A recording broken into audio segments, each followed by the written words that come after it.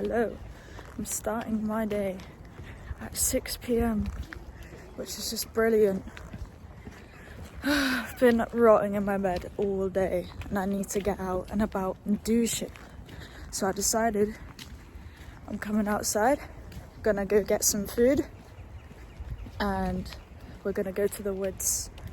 We're gonna go to a bench somewhere, and I'm just gonna talk and vlog and talk about some things going on in my life and give some wisdom and insight.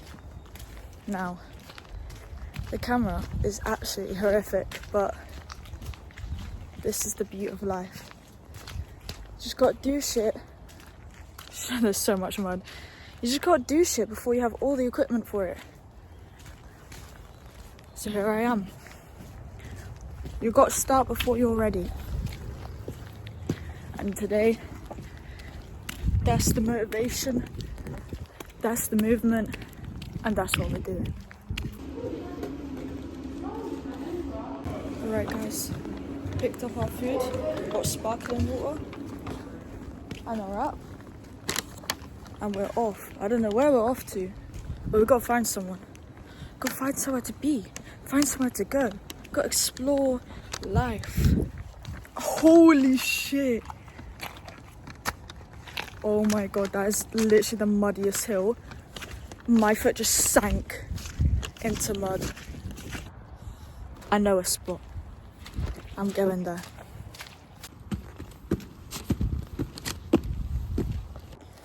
Whew.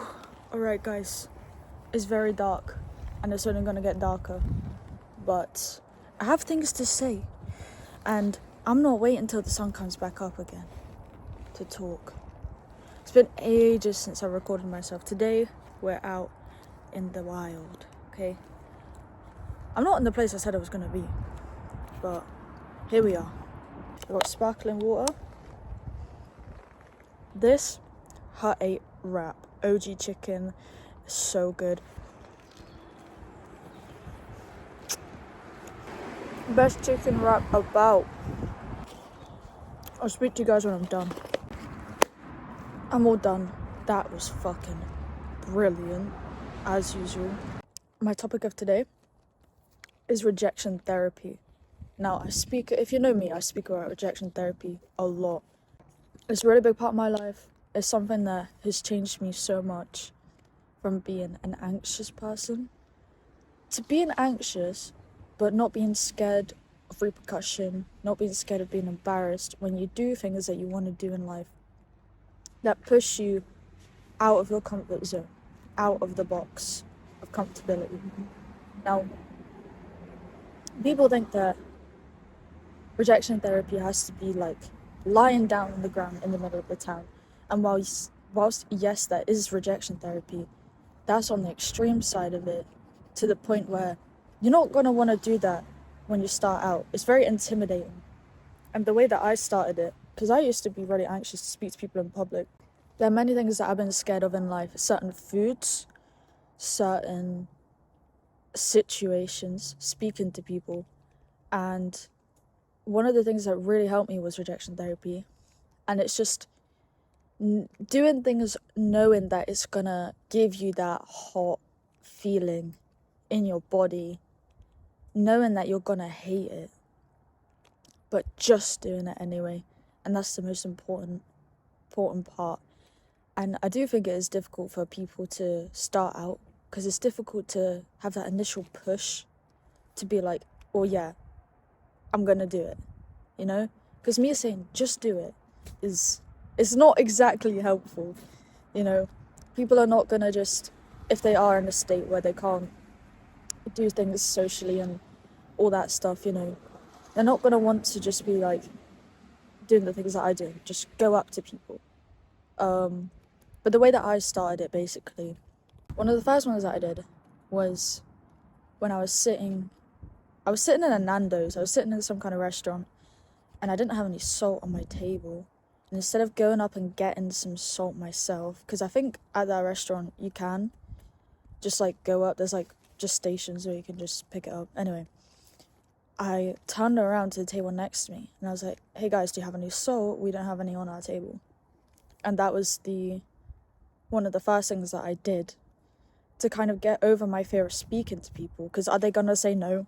Like, I'm asking for salt. And I don't know, the fear of people turning around and being like, oh, she's weird for asking that when she could have just got it herself. It's never that deep. Because I think if I was sitting at a table and someone asked me, do you guys have any spare salt? I would have just given it to them. Like, it would not have been a second thought in my brain. I wouldn't have judged them. And if I did judge them, then that's like a me problem. Do you know what I'm saying? So if people were gonna judge you for asking for salt, that's got nothing to do with you. Like, they're just fucking miserable, horrible people. So that was my thoughts about it. You know, if someone was seriously gonna judge me over that, how fucking pathetic are they? You know, that's ridiculous. So then why should I be scared if the fault and the blame and the embarrassment of asking for salt when I could have just got it from, like, myself, that doesn't fall upon me, that falls upon them. That's a them issue. If they care, what does that have to do with me? Because I've done nothing wrong. And so that set the foundation. And now at a bar, it's a different situation. You've got people who are drunk around you, you've got older men. As a woman, obviously that's a different, it's more intimidating environment. And so it was kind of, it felt like a step up a bit, but I wanted to know what time the bar closed, and I could have just Googled it.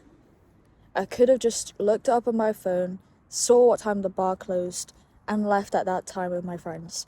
But no, I went up to someone. I was like, do you know what time this bar closes? Because part of my rejection therapy for myself was the fact that I've really struggled maintaining, and also making the conversation that isn't awkward, right? I'm very, I don't know, socially inadequate when it comes to speaking to people, or at least I used to be a lot more. And I just felt conversations kept getting awkward, and I'd feel like hot and flustered, and maybe that was just myself. Maybe that was just me being, anxious. But I felt like I wasn't getting what I wanted out of conversation, and a lot of my life that I live for revolves around being social and meeting new people and becoming friends with people, and just the beauty of human interaction that doesn't have to lead into friendship. Just the beauty of being able to speak to people and having a good conversation. I think people are on their phones way too much nowadays. People are very antisocial, and I say that with my headphones on, recording a video, alone. But it's nighttime, give me a free pass. But yeah, I think people are too antisocial these days. And so my main like goal out of this was to build up my conversational skills, and then I could have conversations with people out in public that weren't gonna trail off and just become a bit awkward. And they still do to this day, even though I'm a lot better. But this is the entire reason why I do this, is because it gets you to a place where you want to be. You have to start before you're ready. You have to do these things as soon as you can. I always told myself, I'm never just going to wait till Monday. I'm never just going to wait till the first of the year, I'm going to do it the next day, or the day after that, depends. As soon as I can do it, I will do it. And so that was my mindset, and I think that is my mindset, sorry, and that is what keeps me doing the things that I do. And it just gets you into situations where you're socializing with people. It's good for the soul, it's good for the mind, it's good for the heart. Humans were made to interact with each other and to be social beings and social creatures. And we were never supposed to be in such an antisocial world. And it makes me so depressed when I'm not talking to people. So I need to go up and about, and I need to talk to people, because when I don't have that, then you're just going against biology, and then your rhythm is off and you're just not going to be happy in your body and in your life. And so I started speaking to people. And I would do this anywhere now. Anywhere I can, I will. I was at the cinema with my friend. Love her, by the way. And after, we were the last people to leave apart from this other group. And it was a group of people who I usually wouldn't speak to. It was like a group of dads. I was like, you know what? Let's try it out. So I saw them. They were only like 2 rows behind. I was like, did you like the movie? And yeah, then we just ended up talking about like our favorite scenes from the movie, the most gruesome parts, the coolest parts. We got into like a good flow of conversation, and that otherwise would never have happened if I just decided to leave the cinema like any regular person. And so I thought that was a really, really cool thing, because now I remember that conversation. I got to hear other people's opinions on the movie before I even got to see opinions online. It was just nice. And then on the Uber home, I did that on the Uber home. I asked him how long he's got left on his shift, what he's doing. We were apparently his last people for the night, and then he was going to go home to his wife, and he was actually supposed to end his shift before he picked us up. But because we were so close to him going on the way home to his wife, he was like, oh, I'll just take them. So he took us. And I just think things are really funny how they work out in certain ways. And I think it was just really good. And I remember I didn't really tell my friend this at the time, because I'd only been friends with her for a couple months since I started uni. But she was like, Summer, that conversation was really nice. That just flowed so naturally. And I was like, wow, you don't know how much that means to me. Because the whole reason I do it is because I never used to be good at this stuff. I never used to, or at least I felt like I wasn't, you know? I never used to be comfortable with it, at least. And now I do it whenever I can, so I can build that up. And she was like, well, you did great. Well done, because that was just a beautiful conversation. And I think we just need more of that in this world. I think we need more sociability with people. I remember I used to FaceTime my friend every single day of the pandemic, and I do miss that.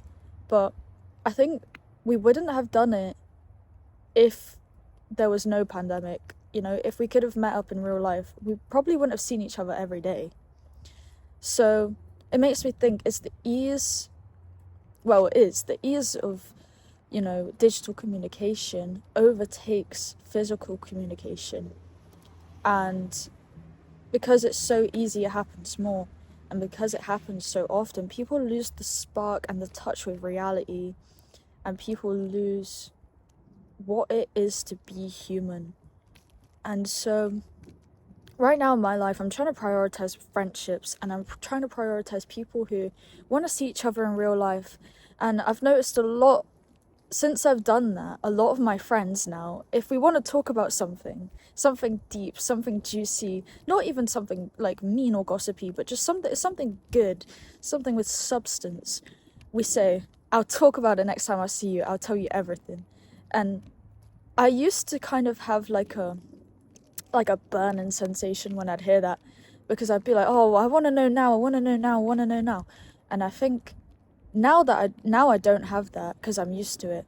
But it's the cheap like easy communication and the lack of discipline that we have from our phones that remove a lot of substance from conversation, because we can just get things like that, you know? Back in the day, before the headphones, they had to wait until they saw each other next to tell each other big things.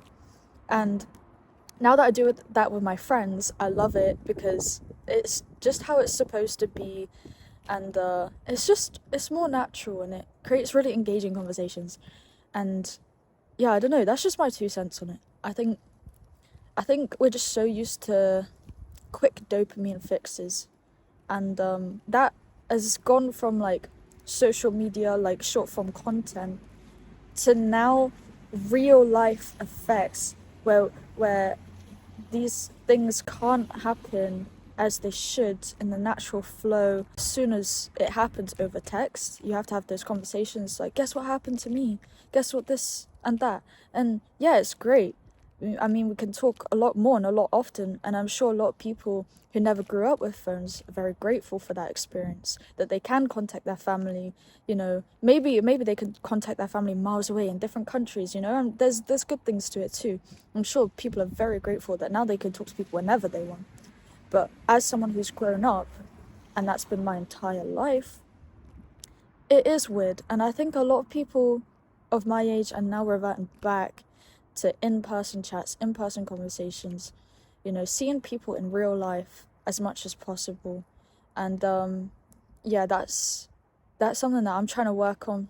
I prefer to call people and I prefer to voice message people because I think texting is just so dystopian, words on a screen. You can't understand people's vocal inflections, passion that they put into the story or the thing that they're telling you. Meeting up with people is so important. I think that's what people need to do more, And now that I'm at uni, it's such a perfect time to do it. I try and see people as much as I can because we all live like maximum 15-minute walk from each other, and even then usually it's about 5 minutes. But I think that's what people need to focus on in this day and age, because we're really losing our grip on reality a bit, with AI, with all of this artificial fucking shit, fucking nonsense. It's ridiculous, and people need to not learn per se, people need to realize again that we are human beings, we are animals, we are creatures. We need to be living life on this earth the way that we're supposed to be, being able to live life as animals roaming the planet.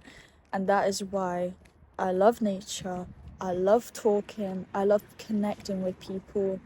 I think it's so important to our brain and our like mind ecosystem, and I think people just need to get out there more. And it is scary, especially in an age where it's so easy to disengage with the real world. As soon as you start doing that talking to people at the bar, at the restaurant, as soon as you start taking that step, maybe it's not rejection therapy for you, but maybe it's just being more social, being more in touch with this life. You're living your whole life behind your screen. You're going to be on your deathbed realizing you've done nothing with your life, right? You've got to get up and about. You've got to. If you love yourself, you've got to.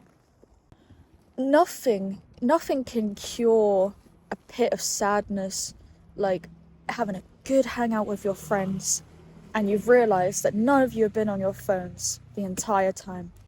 That's just what we need in life. And if you can do anything, my biggest piece of advice is to just go out there, speak to people. Take your headphones off when you go into a shop. Speak to people, even if it makes you embarrassed, because even if it hurts somewhere in your body, because you're just like, what am I doing speaking to strangers? Even though the first times that you do it, it will be awkward and it will be just not up to par, because people also are struggling to engage with it. The easier it gets, the better you get at communicating with people, and the more that you can have this impact on not only yourself but the world.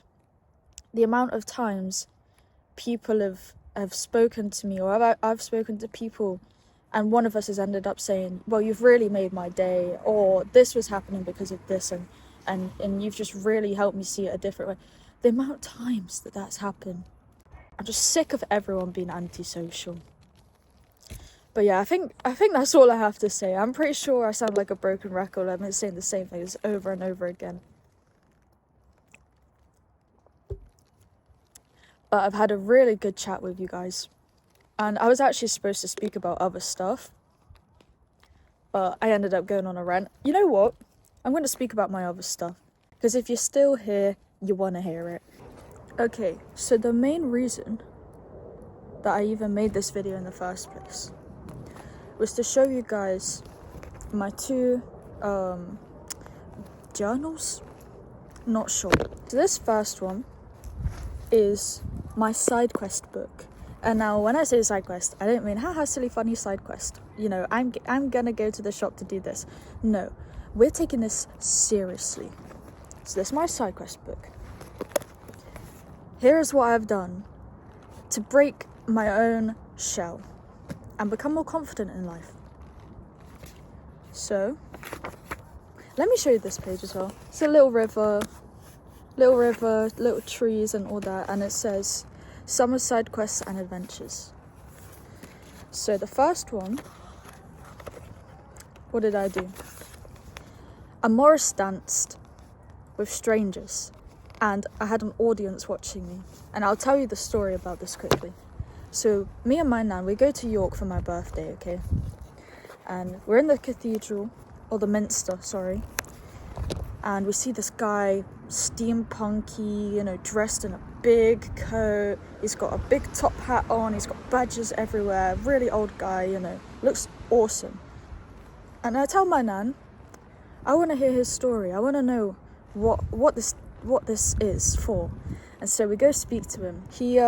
He told us that he's the leader of a Morris dancing group. And we were like, oh my gosh, that's so cool. Tell us more about it. So he told us about his Morris dancing group, right? They're the Leeds Morris men. They go around touring. They just like go dance in loads of places. And this time they were in York. And so we go about our day. Anyway, 5 hours later, we're in the town. We see him and we see his whole group. And he recognizes me and he says, hi, Summer, we're a man down. Do you want to come join us? And I'm like, okay. I was really, really nervous at the time. This was like a lot before I started doing this whole rejection therapy thing. And so I was really, really scared. So he taught me. We had this big stick and we were bashing it on the ground and whacking it against each other. And he taught me how to do it. And then he was like, let's do it with everyone. And there was a whole group of people like starting to come and watch. And so now I have a video of me, a very poorly recorded video, bless my nan's heart. She can't use technology to save her life. But I have a video of me now, Morris dancing with a bunch of strangers, like men that I just don't know, in front of this whole crowd. And so I wrote about that in my side quest journal. What else have I got in here? I joined strangers to craft at a cafe. So I found this girls' craft club. And they were like, meet at the cafe at this time. And so I did. I didn't know anyone who was going. And I made an amazing friend. Her name's Claudia. So if you're watching this, Claudia, I see you. And we need to do something soon. I tried to walk 30k steps in a day. I only got to 20k because I ended up going for breakfast at this cafe on my own. I ended up speaking to these ladies for a really long time, to the point where I did not reach my goal of 30k steps because I sat down for too long. But this is the beauty of doing these things. Another one, I wanted to ring the bells of the cathedral in my town, but when I emailed them, they said that I can't do it if I don't have any experience, because I put that I have 0 years of bell ringing experience. I'm not sure how you get bell ringing experience, okay, but I tried. And that brings me on to the second book. Now this is bright red. I actually stole this idea off of someone, so if I find out who it is, I'm gonna put that in the corner so that you can go follow them. But this is 1,000 no's. And I've wrote on here 1,000 no's. This is in big Sharpie, so you can actually like read it. I've put don't ask equals don't get, and then I've put because rejection therapy gets you everywhere. Now, in this, I've literally copied the creator. I've wrote no all down here, and at the top, I've wrote, this is 16 lines, so I put X out of 16 no's. So once this is all full and I've had answers for all of them, I'll fill out how many I actually got yeses for. But the idea of it basically is you write something in order to get rejected. You're supposed to receive 1,000 no's. So I've already circled one. This is apply to ring the cathedral bells. And I did get a no for that because I've got no bell ringing experience, alright? So, can you tell that really annoys me? Because I actually wanted to ring the bells. Anyway, so that's my first no. But if I get a yes, what I'll do is I'll cross out the no and I'll highlight it in green. And then I'll add up at the top how many yeses I actually got from trying to get no's. And that's another thing that's really important about this rejection therapy thing, is if you try and do the most craziest shit, let's say next thing I do, I apply to act in a play. They might say yes. As I said, you don't ask, you don't get. They might say yes, and then I might be able to act in a play, and then that's another thing I can put in my book of side quests. This is the beauty of life. You just got to push yourself. You just got to do things that scare you. You've got to do things that you almost don't want to do. I kind of wasn't too bothered about ringing the cathedral bells, but when I applied for it, I was like, you know what? I'm actually kind of excited because I have stories to tell people, and who do I know has rang the bells? No one but me, and I'm the coolest person in the room, okay? Because I've got all these stories to tell. So that is what I originally wanted to record and tell everyone about. And then I ended up going on a side rant about loads of other shit. So yeah, that's my thoughts on life at the minute. That's what I have to talk about. Ask me any questions, I'm gonna put my Instagram like somewhere. You can talk to me, you can message me. I'm always gonna be very, very lovely, very responsive. Or give me ideas for side quests to do. Please don't be scared. Use it as rejection therapy to message strangers, because it can always get you something. You can always get things out of it. That's my 2 cents on life. Thank you for listening if you got this far. And yeah, I hope to make more of these videos whenever I'm having revelations. So like and subscribe, and maybe you'll see more of me about if you care that much. If you have any ideas for my side quest, please let me know, because I'm trying to do everything I can before I die. Yeah, but thank you for watching if you have got this far. I know I keep saying it, but yeah, have a good one, guys. See you.